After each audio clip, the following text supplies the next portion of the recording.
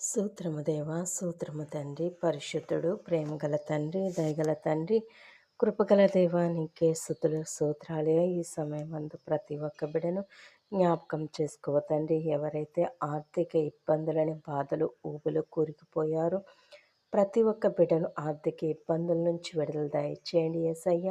అలాగే నేను జాబ్ కోసం ఎవరైతే ఎదురు చూస్తున్నారో జాబును దయచేయమని నడుస్తున్నాను తండ్రి. జాబ్ చేస్తున్న వారికి ప్రమోషన్ దయచేసయ్యా.